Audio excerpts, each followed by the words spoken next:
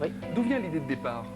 Eh bien, l'idée de départ, c'est des chercheurs de l'université Paul Sabatier qui avaient mis au point, et qui ont mis au point, pardon, un logiciel de transcription, un des premiers logiciels de transcription du français en braille.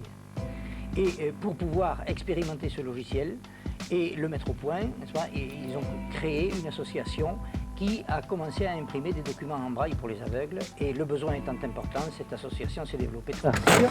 Il y a une partie qui a été sanctuarisée dans le programme France 2030, qui sera dédiée à cette accessibilité du livre.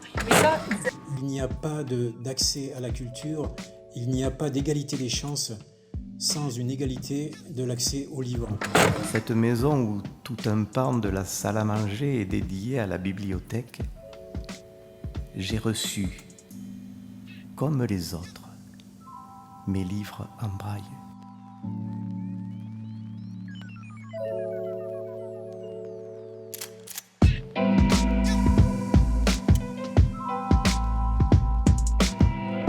Il y a plus de 40 ans, la loi sur le prix unique du livre, aussi appelée loi Lang, entrait en vigueur en France. Avant sa mise en place le 10 août 1981, le prix des livres était soumis à la libre concurrence, c'est-à-dire que chaque libraire pouvait appliquer sa tarification sans obligation de se baser sur le prix recommandé par l'éditeur du livre. En théorie, considérer le livre comme un bien de consommation fait sens. En réalité, la politique tarifaire low cost pratiquée par les grandes surfaces pouvait aller jusqu'à 40% de réduction, ce qui mettait en péril la viabilité commerciale des librairies indépendantes, qui n'ont pas le poids économique nécessaire pour vendre à perte. 1979, une décision du ministre de l'économie en poste, René Monory, accentue le déséquilibre en interdisant le prix de vente conseillé éditeur. 2 ans plus tard, le ministre de la Culture Jack Lang porte le projet de loi sur le prix unique du livre.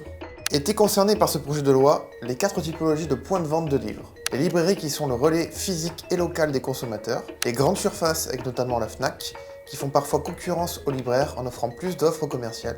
La vente par courtage qui concerne les clubs littéraires et des transactions effectuées en ligne sur les sites e-commerce entre un vendeur tierce et un acheteur. La vente par correspondance dont le monopole est détenu par Amazon. Du coup, cette loi, elle s'applique à tous les lecteurs français ? Fédération des aveugles de France, près de 2 millions de personnes sont déficientes visuelles en métropole. Parmi elles, environ 300 000 lisent le braille. Pourquoi nous, personnes aveugles, n'aurions pas le droit d'acquérir au même prix que tout citoyen français des livres en braille au prix réglementé mis en place par Jack Lang en référence à la loi de 1981 dont nous avons déjà parlé. Et on comprend que ça coûte cher. Ça coûte cher. Regarde, je vais te montrer un exemple aussi très précis incroyable. avec un volume d'Harry Potter. Le prix pour fabriquer un livre d'Harry Potter, ça coûte 750 €. 750 € pour éditer un livre en braille. Et un voyant achète le livre 10 € dans le commerce. Vous savez combien un non-voyant achète le livre en braille? 55 €. Donc ça serait plus compliqué pour les livres en braille. Autant demander aux personnes concernées. Ça tombe bien, je connais exactement l'endroit où aller.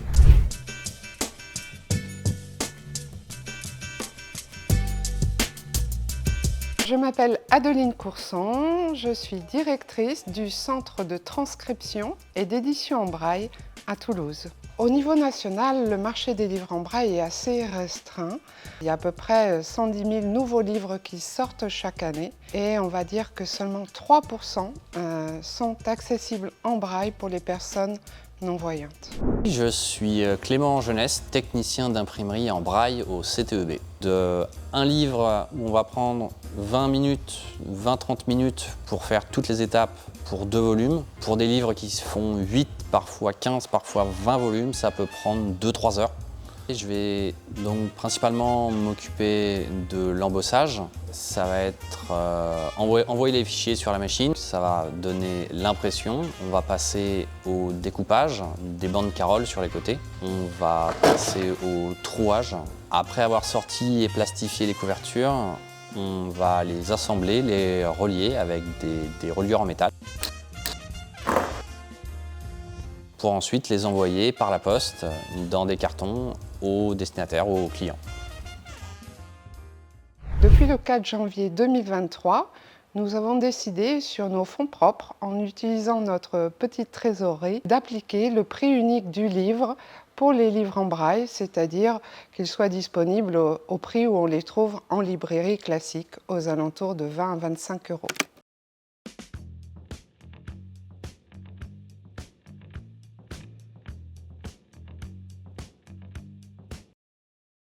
Alors, les retombées financières, elles ont été nulles, il faut bien dire ce qui est. La nouvelle politique du tarif du livre au prix unique n'est pas tenable dans le temps. Plus on va produire de livres chez nous et plus on va perdre de l'argent. On a à peu près 30 000 € de chiffre d'affaires sur les ventes de livres. Comparé au coût de production qui est de 140 000 €, il nous manque 110 000 € cette année. Si des lois ont été faites par rapport aux livres, il serait temps de pouvoir les appliquer à tous les citoyens, c'est-à-dire évidemment aussi au public empêché de lire et notamment les personnes aveugles.